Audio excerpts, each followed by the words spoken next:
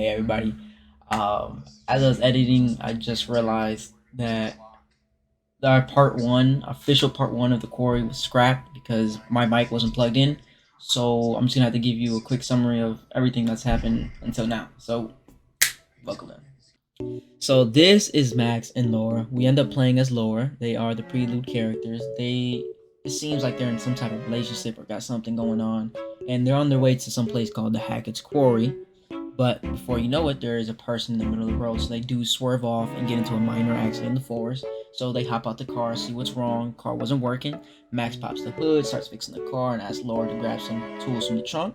She ends up going to the back end. She starts snooping around and sees some letter that he got rejected by university but didn't tell her. I don't know that has any relevance. So she gives him the tools, starts looking around, and she sees something in the forest moving. So she calls her and like a scared state to come, and she's like, let's go explore, and he's like, nah, I'm good, bro. You gotta fix the car and get her out of here. So he helps her down.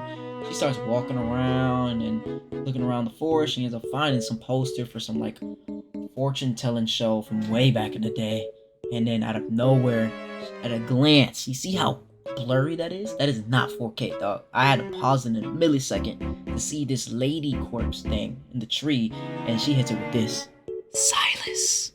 And she starts hauling ass back to the car, dog. They get in the car like any other human being and start stalling out. And then this nigga pulls up, dog. That boy, Officer Sus, pulls up, bro. Look at his face, dog. That shit's nuts, bro. Scared my ass. So he pretty much just asked him, yo, what's going on here? And Laura ends up telling him the truth. Yo, there was something in the middle of the road. We swerved off. So he asks them where y'all headed to, and she lets him know the Hackett's Quarry. Do you know how to get there? And he hits her with the, you ain't going nowhere. He's like, I'm not letting y'all go. But look at his face, bro. Nuts, bro. Like, this shit is nuts. Like, goodness gracious, dog. So she responds in the only way she knows how to. With that, bro. That shit is nuts. So they end up going to the quarry anyways. And she's trying to get in, looking around, doors locked. She's exploring and she sees, I don't know what it's called because I live in Florida. It's a basement or cellar. And she looks inside the little hole in the middle and she sees someone running through it. And she's like, oh my god, we need to help them on this Scooby-Doo type joint. And she calls Max over. He gets her the hammer on her Fix It Felix type beat. And they break the lock and open the joint. They start exploring, looking around. And next thing you know, boom! He gets hit with this creature, dog. I don't even know what that is. I had to pause it. That is not human, bro. That encounter lasted 2 seconds, and this is what happened to him, bro. Ugh! Shit is nuts, bro. Nuts. So she tries to drag him up, get him out of there. She gets to the top of the stairs and done dropped this dude, bro. Dropped him. So next thing you know, she gets hit with an injection, gets knocked out cold.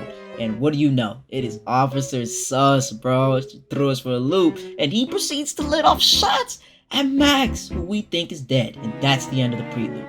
Then this lady pulls up on some weird joint. We think it's the fortune-telling lady because she's on her fortune-telling shit.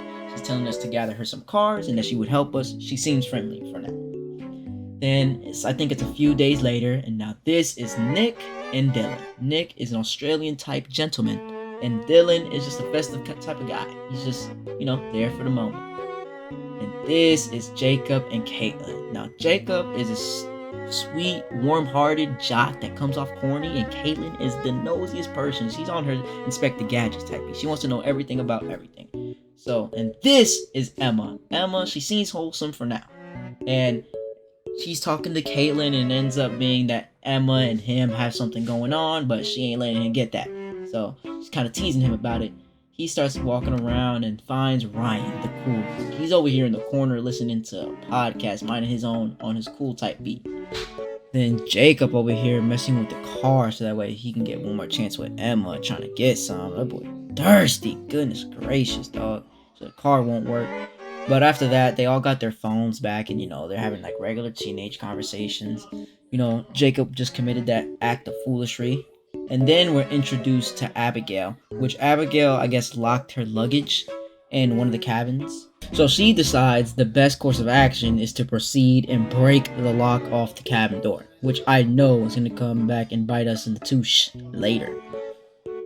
And then this is when they're heading back to the camp or where everyone's at.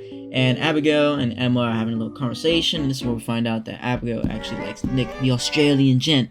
And Emma's a little bit of a meanie. I'm not gonna lie. This is what we see. She's a little bit of a meanie. She's kind of teasing her. And they finally get back to the camp. And Abigail and Nick have this shy, adorable, like flirtation going on. And then Mr. Hackett pulls up and he's like asking if everyone's ready, and he forgot the keys to the car. So he asks Ryan to go back with him to his office. They go back. He has to take some type of call, so he asks Ryan to step out. But Ryan, being smart, he's gonna eavesdrop on that call. And a lot of sus thing was going on, like, yo, I need them out by the night. And he was like, I'm gonna get them out tonight. And then, he catches him eavesdropping, so he's like giving that whole BS cover-up story. But then they get back and bruh, he finds out that the car's not working and loses his tushy. Dog, he starts going nuts, bro. I'm talking about like banana nuts. Like, he's going nuts. And he just lets them know, lock the door, no one leave, everyone stay inside, no one gets out. And everyone's like, yo, what the heck? It's like just one more night. So then he gets in his car and hauls ass. Now, off the rip, I'm just gonna say, if someone's hauling ass like that, that's not a good sign. So then, Dylan in his festive spirits, like, let's just make the last night the best night. And then Ryan's over here on his like, yo, like, did you not just see what happened? Like, bruh, like, let's chill out, though. And then Jacob over here trying to get some is over here on that corny BS, like, no, let's do it. And he kind of convinces everyone to do it. So then we see the Blood Boys. Oh my god. Country folk. That boy in the back got the sniper on him, bruh. It was a very scary moment. But that's pretty much where it ended. We went back to the lady, and we did end up finding a car, and it revealed some type of fortune, or it would show a clip of the future of a possibility. It was fireworks and a shotgun shell, which I guess is signaling that we're probably going to get a shotgun later. So that's pretty dope. And now you're all caught up. Nice. Alright, so, and from that explanation, where we're at now. So this is